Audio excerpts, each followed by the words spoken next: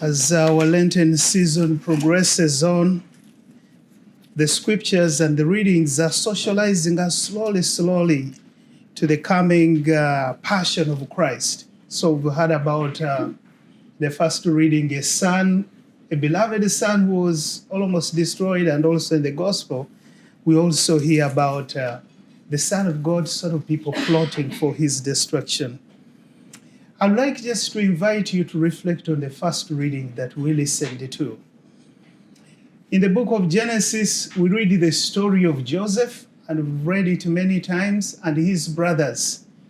And we are aware that Jacob, the father of Joseph, loved Joseph so much that he even made for him a beautiful cloak that had nice colors and patterns on it. And the affection was unmistakable between the father and the son. The affection of Joseph that Joseph enjoyed from his father stoked up so much jealousy among his brothers. And to make even the situation worse, Joseph had two dreams, where in one he and his brothers were out in the garden binding sheaves and binding up harvest, whatever it is. And suddenly his sheaf stood up, and the sheaves of his brothers gathered around his sheaf and started bowing down to the sheep of this young man. And in another dream, he dreamt that the sun, the moon, and the 11 stars were bowing down to him. Of course, it's a symbol of his parents, his own parents, and his 11 brothers also bowing down to him.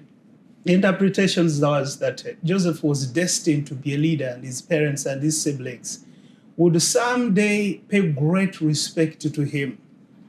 Well, Dad did not sit down so well with his siblings, who plotted his murder. In our first reading today, we read about that moment when they thought this is the Kairos moment. This is the right opportunity for us, that we can be able to get him and kill him. And they said, here comes that master dreamer. Let us kill him and see what becomes of his dreams. So they seized him, stripped him of his beautiful cloak, and threw him in a deep, dry well. And later on, they retrieved him out of it, and they sold him to the slaves. There they knew this is a case that is already closed. Nobody will ever know what happened to him. Well, we know the twists and the turns of that story. This man ends up in Egypt, goes through all kinds of experiences, and eventually becomes the prime minister of Egypt, to the extent that his brothers were there and were really respecting him. The very first lesson that we are being invited to reflect on, especially in this season of Lent, is the lesson about jealousy. This is that human desire to possess affection meant for somebody else. It's that human desire to steal love meant for someone else. We can see it in the families. We can be able to see it in the workplaces sometimes. Sometimes we can be able to see it in communities. We can see it in neighborhoods. Sometimes we see it in institutions. We can even be able to see it even in faith communities. Sometimes there is a spark of it that it happens.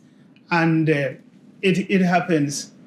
When we allow it to grow, jealousy can cause so much damage to the perpetrator himself, but also to other people that are victims of it. We've heard of people who've committed suicide or killed themselves because of love, this intense feeling of rejection in their lives.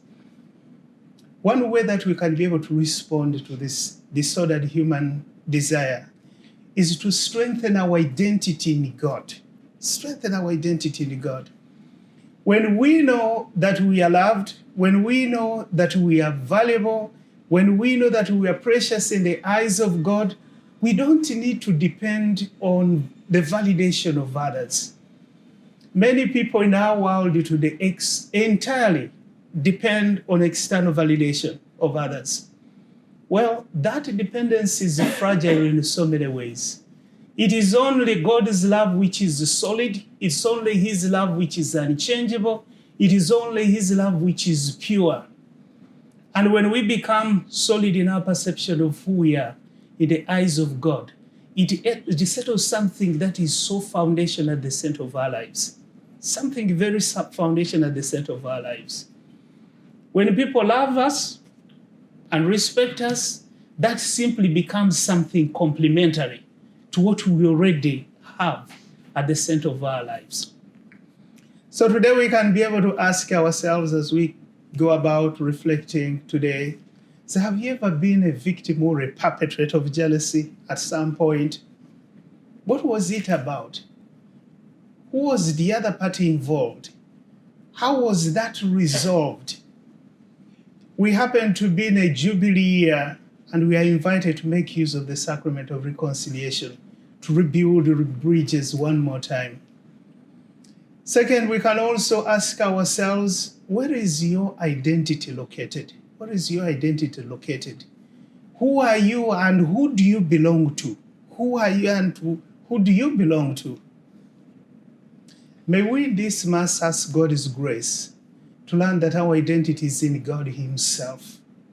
And may his grace as well help us to be secure in his love for each one of us. And may his grace also feel any feelings that we are less. Amen. Amen.